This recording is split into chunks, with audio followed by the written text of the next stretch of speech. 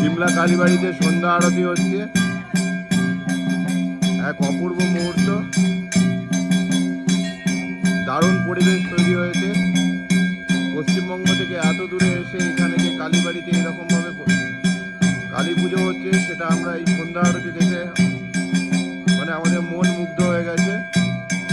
আর তার সাথে সাথে এই সন্ধেবেলায় সিমলার যা রূপ তা ফুটে উঠেছে গোটা সিমলা শহরে।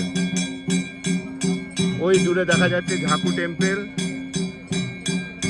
আর এই গোটা সিমলা শহর দারুণ দারুণ লাগছে, আলো ঝলমল করছে চারিদিকে।